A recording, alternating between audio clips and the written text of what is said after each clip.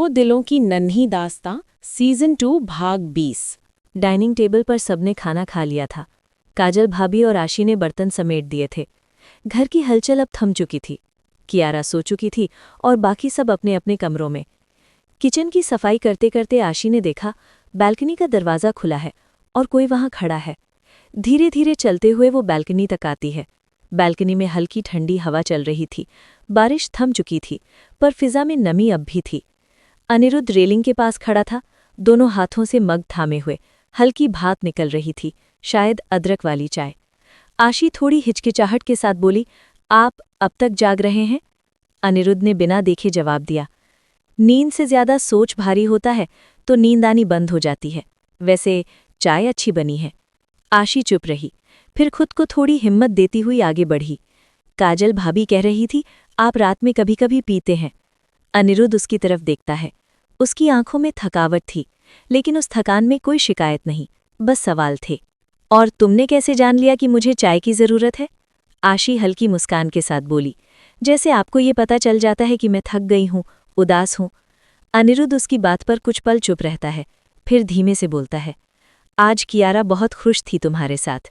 बहुत दिनों बाद तुम्हें इतनी खुलकर हंसते देखा। कियारा की आंखें चमक उठती हैं। कियारा का साथ मेरे लिए भी सुकून है। लगता है जैसे उसकी मासूमियत मेरे सारे जवाब बन जाती है। अनिरुद्ध थोड़ा मुस्कुराता है। तुम्हारे अंदर बहुत कुछ है आशी, जो शायद तुम खुद भी नहीं जानती। कुछ सेकंड की खामोशी, फिर आशी धीरे से बोली, और आप खुद को कितना जानते हैं? अनिरुद्ध ने एक पल को उसकी तरफ देखा, फिर नजरें मोड़ लीं। शायद उतना ही जितना किसी युद्ध में लड़ने वाला योद्धा खुद को जानता है। हथियार उठाना आता है, वजहें समझनी नहीं। दोनों के बीच फिर एक चुप्पी पसर गई, लेकिन अब वो चुप्पी बोझ नहीं थी। एक तरह का शेयर्ड साइलेंस, जिसमें दोनों अपनी थकानों को समझ रहे थे। वो दोनों वहीं बालकनी की रेलिंग पर टिके खड़े रहे, न ज्यादा बोले न ज्यादा सोचे। बस एक सुकून भरा पल, जो कहीं न कहीं एक नई शुरुआत का इशारा कर रहा था।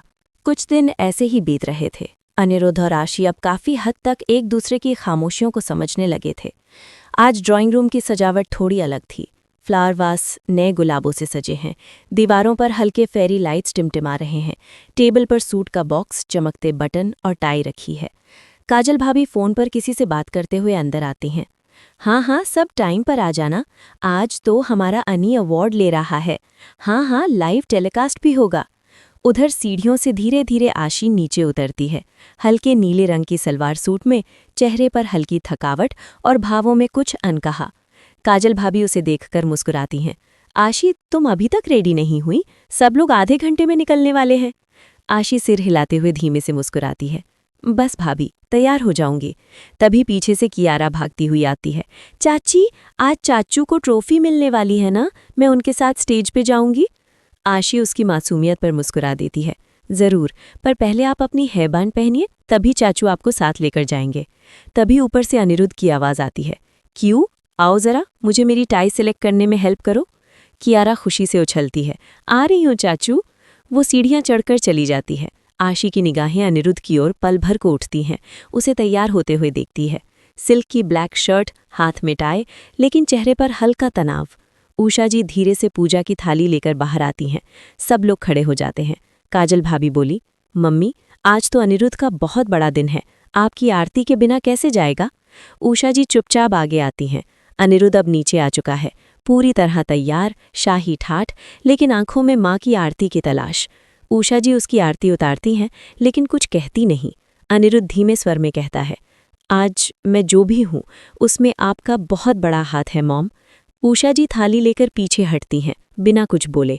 एक सेकंड की खामोशी, ये सब आशी देख रही होती है। वो अनिरुद्ध की ओर बढ़ती है। तभी अंकुर बाहर से एंट्री लेता है। भाई, गाड़ी आ गई है। प्रेस वालों ने होटल घेर लिया है और तुम्हारे फैंस भी। काजल भाभी हंसते हुए कहती हैं, आज तो सेलिब्रिटी वाला दिन है। कियारा भागती हुई आती है, चाचू चलो ना, मैं आपकी ट्रॉफी पकड़ूंगी। अनिरुद्ध मुस्कुराते हुए उसे गोद में उठाता है। चलिए मिस प्रेजेंटर, आज की ट्रॉफी हमारे नाम। सब लोग बाहर निकलते हैं। हॉल जगमग रोशनी से सजा हुआ है। बड़ी बड़ी कंपनियों के सीईओ, प्रेस और बिजनेस वर्ल्ड की कई जानी मानी हस्तियां मौजूद हैं। स्टेज पर एक बड़ा स्क्रीन और उसके ठीक सामने गोल्डन अवार्ड ट्रॉफी रखी हुई है। मंच संचालक बोलता है, और अब वो पल जिसका सबको बेसब्री से इंतजार है। इस साल के best business icon of the year का अवार्ड जाता है मिस्टर अनिरुद्ध रायचंद। तालियों की गड़गड़ाहट गूंज उठती है, कैमरे फ्लैश करते हैं। अनिरुद्ध ग्रेसफुल स्टेप्स में मंच की ओर बढ़ता है। कियारा और अंकुर और बाकी सब तालियां बजाते हैं। आशी एक कोने में खड़ी देख रही है, हल्की सी मुस्कान और आंखों में चमक के साथ। स्टेज पर अनिरुद्ध ट्रॉफी लेते हुए माइक संभालता है। इस अवार्ड के लिए शुक्रिया कहना शायद काफ़ी नहीं होगा, लेकिन मैं जानता हूँ ये सिर्फ मेरे लिए नहीं, उन तमाम लोगों के लिए है जिन्होंने मुझ पर भरोसा किया, मेरे साथ खड़े रहे और कभी हार मानने नहीं दी। मैं ये अवार्ड 2 लोगों को समर्पित करना चाहता हूँ। एक, मेरी माँ, जिन्होंने सिखाया कि मेहनत कभी भी तुम्हें धोखा नहीं देती, और दूसरा, एक ऐसी इंसान जो मुश्किल फैसले लेने से नहीं डरी और जिनका साहस मेरे लिए प्रेरणा बन गया। अनिरुद्ध की नज़र भीड़ के उस कोने पर टिकती है जहाँ आशी खड़ी है। आशी की आंखें नम हो जाती हैं, लेकिन वो मुस्कुराती है। तालियां दोबारा बजती हैं। अनिरुद्ध अभी अभी अवार्ड जीतकर मंच से उतरा है। सब लोग बधाइयां दे रहे हैं। कैमरे लगातार उसकी तस्वीरें खींच रहे हैं। आशी थोड़ी दूर खड़ी है, शांत, मुस्कुराती हुई, लेकिन भीड़ से थोड़ा पीछे। रिपोर्टर 1 माइक आगे बढ़ाते हुए बोले, अनिरुद्ध सर, आज आपने सबका दिल जीत लिया। आपकी सफलता और आपकी विनम्रता दोनों प्रेरणा है। अनिरुद्ध हंसते हुए बोला, बहुत बहुत धन्यवाद, ये मेरी टीम, परिवार और कुछ खास लोगों की वजह से मुमकिन हुआ है। रिपोर्टर 2 बोले, आपकी पत्नी भी यहाँ मौजूद है ना, क्या हम उनसे कुछ सवाल कर सकते हैं? अनिरुद्ध थोड़ी देर सोचता है, फिर हाँ में सिर हिलाता है। पीछे से एक रिपोर्टर आशी की तरफ बढ़ता है। रिपोर्टर 3 आशय भरे स्वर में बोले, मैम, आपकी शादी को अभी कुछ ही दिन हुए हैं और हमने सुना है कि आप प्रेग्नेंट हैं। आशी थोड़ा झिझकती है। वो हल्के से सिर झुकाती है, लेकिन कुछ बोलती नहीं। रिपोर्टर 4 तेज सवाल, मैम, क्या ये सही है कि आप शादी से पहले ही गर्भवती थी? आशी की आंखें बड़ी हो जाती हैं, उसके होंठ सूखने लगते हैं। वो चारों तरफ देखती है। अचानक सब कैमरे उसकी ओर मुड़ गए हैं। रिपोर्टर 5 बिना विराम के, क्या ये बच्चा मिस्टर रायचंद का है या ये शादी सिर्फ सामाजिक दबाव के चलते हुई?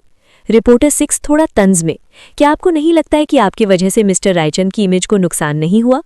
भीड़ से कुछ धीमी धीमी फुसफुसाहटें उठने लगती हैं। कुछ लोग चुपचाप मुस्कुरा देते हैं। आशी की सांसें तेज होने लगती हैं।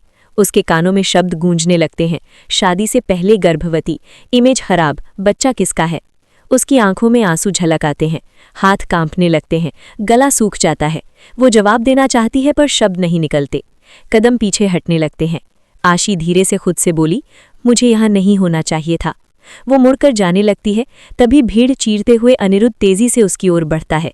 अनिरुद्ध सख्त स्वर में कैमरों की तरफ मुंह करके कठोर आवाज में बोला, बस एक शब्द और नहीं। अनिरुद्ध सख्त स्वर में कैमरों की तरफ मुंह करके कठोर आवाज में बोला, बस एक शब्द और नहीं। भीड़ सन, कैमरे रुकते हैं। अनिरुद्ध गंभीर और ठंडे स्वर में बोला, आप लोगों को पत्रकारिता का हक मिला है या चरित्र हनन का लाइसेंस मिला है? वो मेरी पत्नी है और उस पर सवाल उठाकर आप सिर्फ उसकी नहीं, मेरी भी बेइज्जती कर रहे हैं। वो आशी के पास आता है, उसका कांपता हुआ हाथ थामता है। अनिरुद्ध धीरे से उसके कान के पास, मैं हूं यहाँ, तुम्हें कुछ नहीं होगा। आशी का चेहरा उसकी छाती से टिक जाता है, आंसू बहने लगते हैं। अनिरुद्ध फिर कैमरों की ओर देखता है, अगर किसी को जवाब चाहिए तो मुझसे पूछें, लेकिन जो सवाल इंसानियत को शर्मिंदा करें, उनके लिए मेरे पास कोई जवाब नहीं है। धीरे धीरे रिपोर्टर झुकने लगते हैं, कैमरे नीचे होने लगते हैं। एक एक कर सभी लोग चुपचाप हटने लगते हैं। भीड़ में हलचल बंद हो जाती है। रात को अवार्ड फंक्शन के बाद वो लोग घर लौटते हैं। दरवाज़ा खुलता है। अनिरुद्ध और आशी घर के भीतर आते हैं। ड्राइंग रूम की लाइट जल रही थी। उषा जी सोफे पर बैठी थी, आंखों में आक्रोश और चेहरा सख्त। उनके पास काजल भाभी और जसवंत जी भी थे, लेकिन दोनों चुप थे। माहौल भारी था। आशी घबराई हुई सी एक कदम पीछे हटती है, जबकि अनिरुद्ध उसके साथ खड़ा था। बस बहुत हो गया, अब ये तमाशा भर के अंदर मत लाओ अनिरुद्ध। Mom please. अभी नहीं, बहुत कुछ सह चुकी है वो। उषा जी गुस्से में खड़े होते हुए बोली, और हम क्या कर रहे हैं? फूल बरसा रहे हैं इस पर? जिस लड़की ने हमारे नाम को अखबार की सुर्खियां बना दिया, उस पर दया दिखाऊं मैं? आशी चुपचाप सिर झुकाए खड़ी है। उसकी आंखें डबडबाई हैं, लेकिन वो जवाब नहीं देती। उषा जी आशी की ओर बढ़ते हुए बोली, तुम क्या चाहती हो आशी? सब कुछ तो मिल गया, शादी भी, नाम भी, और अब तो ढाल बनकर मेरा बेटा भी खड़ा है तुम्हारे लिए। लेकिन तुम ये क्यों भूल रही हो, तुम्हारे कारण आज मेरा परिवार सवालों के कटघरे में खड़ा है। अनिरुद्ध आकर उनके और आशी के बीच खड़ा हो जाता है। अनिरुद्ध धीरे लेकिन दृढ़ स्वर में बोला, मॉम बस, जो कहना है मुझे कहिए, लेकिन मेरी बीवी को अब और कुछ मत बोलिए। बीवी? ये रिश्ता बनाया किसने? तुमने, अपनी जिद में। हमने तो ना आज़ादी दी ना सहमति। अनिरुद्ध चिप हो जाता है। आशी एक गहरी सांस लेकर बोलने की कोशिश करती है, लेकिन शब्द गले में अटक जाते हैं। आई एम सॉरी माँ, पर मैंने ऐसा कभी नहीं चाहा था। वो बस इतना ही कह पाती है। उषा जी के गुस्से के साथ दर्द झलकता है। उषा जी कड़वी हंसी के साथ बोली, नहीं चाहती थी तो रोक सकती थी ना ये शादी, लेकिन नहीं, तुमने चुपचाप हाँ कर दी क्योंकि तुम्हें अपनी इज्जत प्यारी थी। और मेरा बेटा, जिसने अपनी पूरी जिंदगी गलत फैसले में झोंक दी बस तुम्हारी इज्जत बचाने के लिए, उस नाजायज बच्चे के लिए। इनफ मॉम, आशी सिर्फ मेरी पत्नी नहीं है, वो मेरी जिम्मेदारी है। और जिस बच्चे को आप नाजायज कह रही हैं वो अब मेरा बच्चा है, हमारा बच्चा है। और हाँ, ये रिश्ता मैंने बनाया है बिना आपकी मर्जी के, लेकिन अब इसे तोड़ने की इजाजत भी किसी को नहीं दूंगा। अनिरुद्ध गंभीर, आंखों में गुस्सा और दर्द था। आशी एक पल को अनिरुद्ध की तरफ देखती है, आंखों से बहते आंसू। उसके आंसुओं में उसका दर्द साफ बयां हो रहा था। उषा जी चुपचाप पीछे हटती हैं। उनकी आंखों में अब गुस्सा नहीं, एक टूटी हुई उम्मीद थी। कमरे की लाइट बंद थी, बस खिड़की से आती हल्की चांदनी से आंगन का हिस्सा दिख रहा था। उषा जी खिड़की के पास अकेली बैठी थी, साड़ी की पल्लू से बार बार आंखें पूंछ रही थी, लेकिन आंसू थमने का नाम नहीं ले रहे थे। दरवाज़ा बिना खटखटाए हल्के से खुलता है। जसवंत जी अंदर आते हैं, हाथ में एक कप गुनगुनी तुलसी वाली चाय। धीरे से कप पास रखते हुए धीरे से बोलते हैं, गुस्से में चाय नहीं पीती तुम, लेकिन आंसुओं में भी तो जहर भर जाता है, कुछ तो पी लीजिए। उषा जी चुप, बस खिड़की से बाहर देखते हुए आंसू पहुँचती हैं। जसवंत जी बोले, मैं जानता हूँ आज जो हुआ वो आसान नहीं था। अखबार, मीडिया, सवाल और फिर अनिरुद्ध का सबके सामने आशी के लिए खड़ा हो जाना। उषा कांपती आवाज में बोली, आप नहीं समझेंगे, एक माँ होकर जब आपकी गोद पर सवाल उठते हैं, जब लोग पीठ पीछे नहीं सामने आपके बेटे की मर्दानगी तक पर कीचड़ उछालते हैं, तब क्या महसूस होता है। जसवंत जी धीरे लेकिन सधे स्वर में बोले, जानता हूँ, लेकिन क्या ये सारी तकलीफ सिर्फ आशी की वजह से है? हाँ, अगर वो नहीं होती तो अनिरुद्ध की जिंदगी ऐसे बंटती नहीं, लोग उसे बाप कहकर ताने ना देते, उसके करियर के सबसे ऊंचे मुकाम पर ये बदनुमा दाग ना लगता। उषा जी गुस्से से बोली, और अगर आशी नहीं होती तो आज हमारा बेटा उस बच्चे की माँ को अकेला छोड़कर अपनी इज्जत बचा रहा होता। क्या वो अनिरुद्ध होता जिसे हमने पाला है? उषा जी एक पल को रुकती हैं, आंसू बहते हैं लेकिन अब झुंझलाहट के साथ।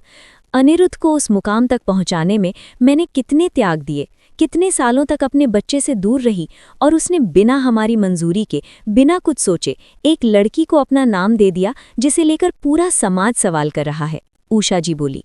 जसवंत जी धीरे से पास बैठते हुए बोले, कभी सोचा है उस लड़की पर क्या बीती होगी जो अपने माँ बाप से अलग हो गई, समाज से कट गई और अब हमारी नज़रों से भी रोज़ रोज़ कटती है।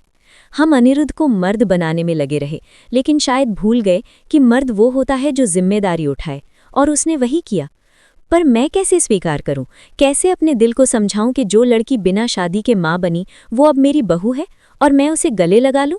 उषा जी बोली, उसी तरह जैसे एक माँ उस बच्चे को गले लगाती है जो गलती करता है, लेकिन माफ़ी नहीं मांगता, सिर्फ आंखों से पश्चाताप करता है। आशी ने आज एक शब्द नहीं कहा, लेकिन उसकी चुप्पी में जो सिसकी थी वो एक बेटी के टूटने की आवाज़ थी। उषा जी की आंखें भर आती हैं। वो पहली बार अपने पति की तरफ देखती हैं, आंसू उनके गालों पर बह रहे हैं। आपको भी मैं ही गलत लगती हूँ ना? जसवंत जी उसका हाथ पकड़कर अपना सर हिलाते हुए बोले, नहीं उषा, तुमने ही अनिरुद्ध को हिम्मत दी, लेकिन ये नहीं सिखाया कि डर से रिश्ते तोड़े नहीं जाते। आज उसने वही सीखा जो हमेशा कहा कि परिवार के लिए लड़ना आना चाहिए। अब वो लड़ रहा है, हमारे लिए भी और आशी के लिए भी। एक लंबा मौन, फिर उषा जी धीरे से कहती हैं, मैं उसे माफ़ नहीं कर पा रही, लेकिन शायद मैं खुद को भी माफ़ नहीं कर पा रही हूँ। जसवंत जी धीरे मुस्कुराते हुए बोले, तो चलो दोनों से एक नई शुरुआत करते हैं। आशी से नहीं, सिर्फ अपने दिल से बाकी चीज़ें वक्त और ममता संभाल लेंगी। कहानी अभी बाकी है, आगे क्या होगा ये जानने के लिए अगला भाग जरूर देखें। और हाँ, लाइक करो, कमेंट करो और सब्सक्राइब करना मत भूलना। मिलते हैं अगले भाग में, तब तक के लिए बाय बाय।